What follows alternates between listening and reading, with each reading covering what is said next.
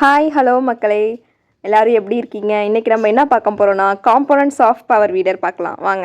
இப்போது the first component of power weeder என்னன்னு பார்க்க போகிறோம் அப்படின்னா ஸ்டார்டரை யூஸ் பண்ணி தான் நம்ம மிஷினை ஸ்டார்ட் பண்ண போகிறோம். அதுதான் மெயின் காம்போனண்ட்.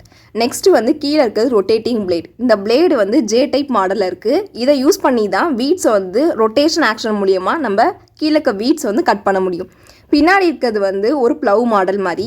இதில் வந்து இம்ப்ளிமெண்ட்டை அட்டாச் பண்ணிக்கலாம். அது மட்டும் இல்லாமல் சாயில் எல்லாம் பிரேக் பண்ணி நல்லா பல்வரைஸ் பண்ணி கொடுக்குறதுக்காண்டி இந்த இம்ப்ளிமெண்ட் இருக்குது. அடுத்தது மேலே பார்த்தோம்னா ஃபியூவல் டேங்க். இதோட கெப்பாசிட்டி வந்து 3 லிட்டர்.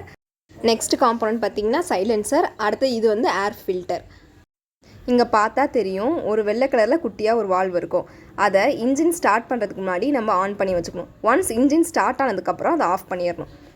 இப்போது நம்ம வீடியோவில் பார்க்குற பவர் வீடர் வந்து 6 HP சாமி பவர் வீடர். இதோட ப்ரைஸ் பார்த்தோம் அப்படின்னா 28,000லேருந்து 37,000 வரைக்கும் இருக்குது. இந்த மாதிரியான பவர் வீடர் சிறு மற்றும் குறு விவசாயிகளுக்கு ரொம்ப பயனுள்ளதாக இருக்குது.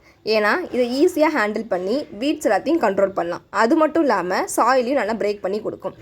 ஸோ இந்த பவர் வீடர் வந்து எப்படி ஸ்டார்ட் பண்ணலாம், அதோட ஆப்ரேஷன் எப்படி இருக்குது, அது எப்படி ஒர்க் ஆகுது அப்படிங்கிறத பற்றி நெக்ஸ்ட் வீடியோவில் பார்க்கலாம்.